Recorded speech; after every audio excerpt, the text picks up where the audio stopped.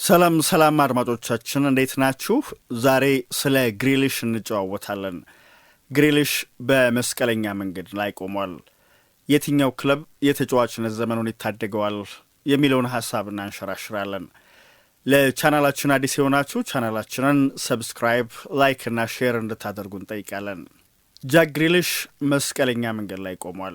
ማንቸስተር ሲቲ ከሁለት የውድድር ዘመናት በፊት ታሪካዊውን የሶስትዮሽ ዋንጫ ሲያነሳ የቡድኑ ቁልፍ ተጫዋች ከነበሩ ተጫዋቾች መካከል አንዱ እርሱ እንደነበር ይታወቃል። የ29 ዓመቱ ተጫዋች በ2024-25 የውድድር ዘመን በፕሪምየር ሊግ የመጀመሪያ ተሰላፊ የሆነው በ7 ጨዋታዎች ብቻ መሆኑ ግን አሁን የሚገኝበት ሁኔታ የተለየ መሆኑን አጣብቂኝ ውስጥ መግባቱን አመላካች ነው። በተጠናቀ የውድድር ዘመን ያጋጠመው ተደጋጋሚ ጉዳት ጉዞውን ካደነቃቀፉበት ምክንያቶች መካከል አንዱ ነው። ይሄ ምንም ጥያቄ የለውም። ግሪሊሽ ከፔፕ ጓርዲዮላ እቅድ ውጭ የሆነ መሄዱ ግን በግልጽ ታይቷል። ሲቲ በኤፍኤ ካፕ ፍጻሜ በክሪስታል ፓላስ በተሸነፈበት ጨዋታ ጎል እንደሚያስፈልገው እየታወቀ ከተጠባባቂ ወንበር ሳይነሳ መቅረቱ በቡድኑ ውስጥ ያለው ቦታ እጅግ እየወረደ መምጣቱንም አመላካች ነው። ፉላምን በገጠሙበት የውድድር ዘመኑ የመጨረሻ የፕሪምየር ሊግ ጨዋታ ደግሞ ግሪሊሽ ከነጭራሹ በጨዋታ ዕለት ስኳድም አልተካተተም ነበር።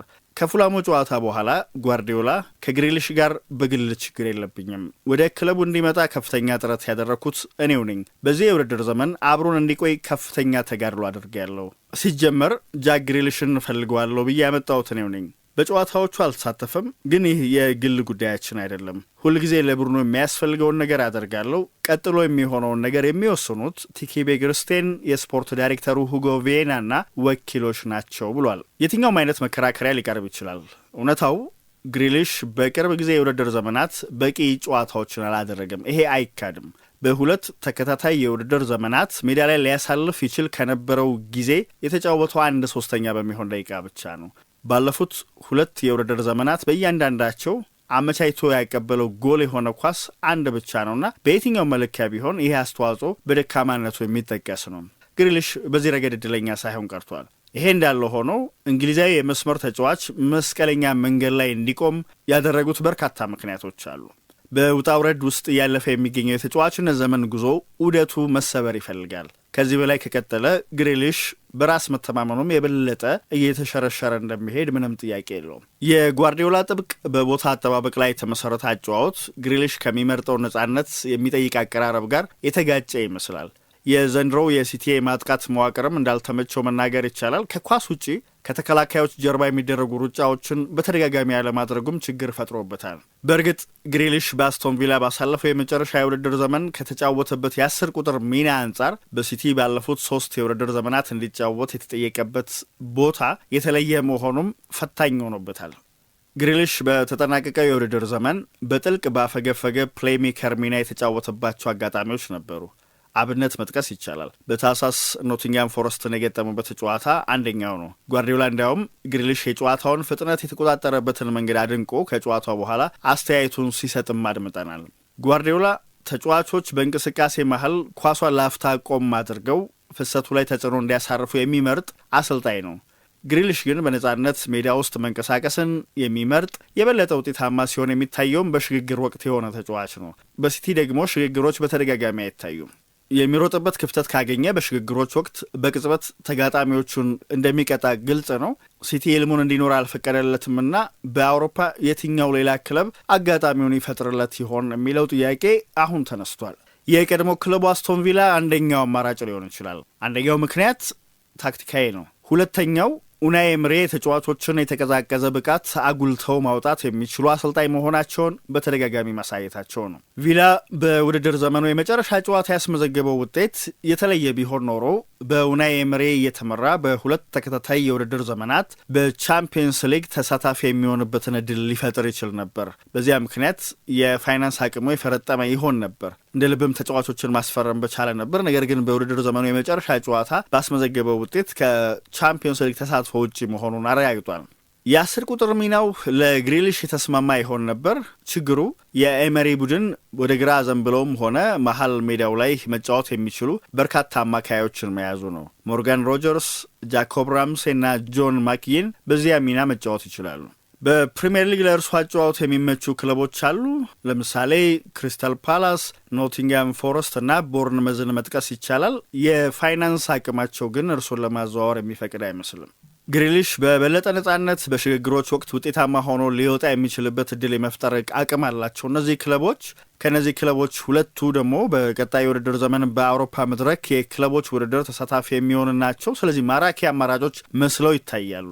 ግሪሊሽ የእርሱ አይነት ተጫዋች እነዚህ ክለቦች በሚመርጡት የእግር ኳስ ዘይቤ ደምቆ ሊወጣ እንደሚችል ለመረዳት የሚያስፈልገው የእንግሊዝ ብሔራዊ ቡድን ጓደኞቹን ሞርጋን ጊብስ ዋይት እና ቤሬቼ ኤዜን መመልከት ነው። በኖቲንግሃም ፎረስት እና በፓላስ ቤት በጣም ደምቀው እየታዩ ነው የሚገኘው። የበለጠ ምክንያታዊ ከሆኑ አማራጮች አንዱ ቶተናም ነው። በቻምፒየንስ ሊግ ተሳታፊ እንደሚሆን አረጋግጧል። የግሪሊሽን ትኩረት የማግኘትም አቅም አለው። ስፐርስ በአንጀ ፖስት ኬግሎና የስፖርት ዳይሬክተሩ ዮሐን ላንጅ ስር ቅድሚያ የሚሰጠው ከ23 ዓመት በታች የሆነ ተጫዋችን ማስፈረም ነው። የግሪሊሽ ዕድሜና ዋጋ ግን ከዝውውሩ እንዲያፈገፍጉ ሊያደርጋቸው ይችላል እና እግር ኳሳዊ በሆነ መንገድ ከተመለከት ነው ግን ሊጠቅማቸው ይችላል። ስፐርስ ቀደም ሲል የተጠቀሱትን ክለቦች ያህል ባይሆንም በሽግግሮች ያጠቃል። በዚያ ላይ የሶን ሂንግሚን ብቃት መውረድና ለተደጋጋሚ ጉዳት መጋለጥ የግራ መስመር አጥቂ ቦታ ለፉክክር ክፍት እንዲሆን ያደርገዋል። ስፐርስ በግራ መስመር በቂ አማራጮች አሉት። ግሪሊሽ ግን እንደ አስፈላጊነቱ በ8 ቁጥርና ሌሎች ሚናዎች መጫወት ስለሚችል አማራጭ ሆኖ መቅረብ ይችላል። ዲያን ክሉዞቭስኪ በቀይ መስመር የሚሰራውን እሱ በግራ መስመር ሊያስገኝለት ይችላል ቶተናም። ምክንያቱም ግሪሊሽ ድሪብል ማድረግ የሚወድ ተጫዋች ነው።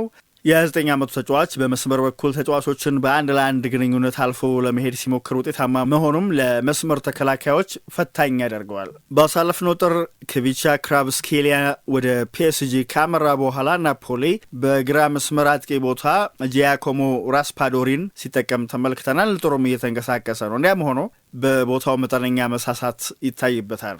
ግሪሊሽ ድሪብል ማድረግ የሚወድ መሆኑ ከጆርጂያ አቀራረብ ጋር ያመሳስሏል። ከቅርብ የውድድር ዘመናት ወዲህ ደግሞ ብሪታንያውያን ተጫዋቾች በጣሊያን ጥሩ ጊዜ በማሳለፍ ላይ መሆናቸው ወደዛ ቢሄድ ስኬታማ ሊሆን የሚችልበት እድል እንዳለ አመላካች ነው።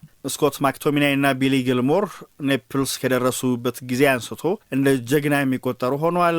ካይል ዎከር፣ ፊካዮ ቶሞሪ፣ ሩበን ሎፍተስ ቺክ፣ ታሚ አብርሃም እና በተወሰነ መልኩም ዴሊ አሊ በኮሞ ተጽዕኖ እየፈጠሩ ናቸው። ለማክቶሚናይ ያለፉት ሳምንታት የተለየ ቦታ ነበራቸው። የዓመቱ ምርጥ ተጫዋች ተብሎ ተመርጧል።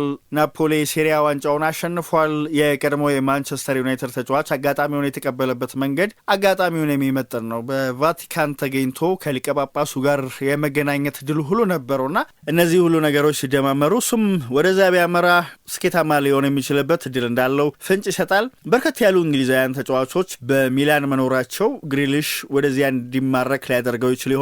ከታክቲክ አንጻር ከተመለከት ነው ግን ለእርሱ የበለጠ የሚስማማው የሴሪያው ሻምፒዮን ናፖሊ ነው። ግሪሊሽ የሚፈልገው በሽግግር ላይ የተመሰረተ የአጨዋወት ዘይቤ ከሆነ አይኑን ወደ ቡንደስሊጋ ቢያማትርም ጥሩ አማራጮችን ሊያገኝ ይችላል። አንዳንዶች እንዲያውም በባየር ሊቨርኩዘን ፍሎሪያን ቪርትስ ጥሎት የሄደውን ቦታ የመድፈን አቅም እንዳለው ይናገራሉ። ከታክቲካዊ ጎኑ ከተመለከት ነው ለግሪሊሽ የበለጠ የሚስማማው አይንትራክት ፍራንክፈርት ይመስላል። ምክንያቱም የዲኖ ቶፕ ሞለር ቡድን በቡንደስሊጋው 3ኛ ሆኖ አጠናቋል። ባለፉት 30 ዓመታት ያስመዘገበው ከፍተኛ ውጤት እንደሆነ መናገር ይቻላል። በቀጣይ ውድድር ዘመን ደግሞ በቻምፒየንስ ሊግ ይሳተፋል። በአውሮፓ በሽግግር ላይ የተመሰረተ አጨዋወት ከሚተገብሩ ቀዳሚዎቹ ቡድኖች መካከልም አንደኛው ነው። ቀጥተኛ የማጥቃት እንቅስቃሴዎችን በማድረግ የሚታወቃል እና ይህ መንገድ ለግሪሊሽ የተመቸ ይመስላል። ፍራንክፈርት የሚጠቀመውን የተጫዋቾች አደራደር ሊለውጥ ይችላል። መርሆቹ ግን አይቀያየሩም። የቶፕ ሞለር ቡድን ክፍተቶችን የሚሰጡት ቡድኖች ሲገጥም ውጤታማ ይሆናል። ወደ ራሳቸው የግብ ክልል አፈግፍገው የሚጫወቱ ቡድኖችን ሲገጥም ግን ሲቸገር ታይቷል። ስለዚህ ግሪሊሽ በሁለቱም አጋጣሚዎች የተጋጣሚ ቡድን የተከላካይ መስመርን ማስከፈት የሚችል መሆኑ ለክለቡ ጥሩ አማራጭ ያደርገዋል። ግሪሊሽ በዚህ ረገድ የሀገሩ ልጅ ጄደን ሳንቾ እንደ ምሳሌ ቢመለከት አያስገርምም። ሳንቾ በማንቸስተር ዩናይትድ አስቸጋሪ ጊዜ ካሳለፈ በኋላ ወደ ቦሩሲያ ዶርትመንድ ተመልሶ ፎይታ አግኝቶ የተመለሰበትን አጋጣሚ እናስታውሳለን። በተጠናቀ የውድድር ዘመን የሀገሩ ልጆች ሃሪኬን፣ ኤሪክ ዳየር፣ ጄሚ ጊተንስ እና ካርኒች ኮሜካም በጀርመን ውጤታማ የውድድር ዘመን አሳልፈዋል። ግሪሊሽ ወደ ቡንደስሊጋ ሊወስደው የሚችል አጋጣሚ ከተፈጠረለት ኃይሉን ሊያሽ አይገባም የሚል አስተያየት የሚሰጠው ለዚያ ነው። በእርግጥ ግሪሊሽን በማዘዋወር ሊቆምር የሚፈልግ የትኛውም ክለብ ዝውውሩ የራሱ የሆኑ ፈተናዎች እንዳሉት ሊዘነጋ አይገባም።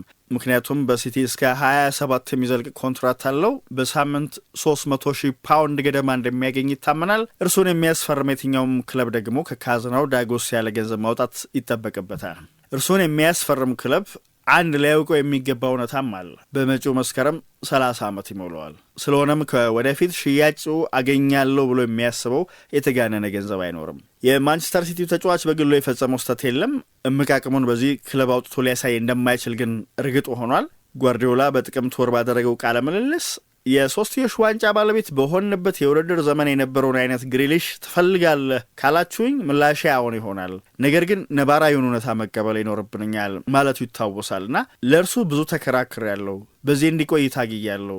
በአይኔ ስለተመለከትኩት ምን መስራት እንደሚችል አውቃለሁ። ደረጃው ምን ያህል የላቀ እንደሆነ ተመልክቻለሁ። የምፈልገው ያንን ተጫዋች ነው። በእያንዳንዱ የልምምድ መርሃ ግብርና ጨዋታ ያንን እንዲያደርግ ይጠብቃለሁ ብሎ ነበር። ግን ያንን አልተመለከተም። በዚህ ምክንያት ግሪሊሽና ሲቲ ሊለያዩ ከጫፍ የደረሱ ይመስላል። መዳረሻው የት ይሆን?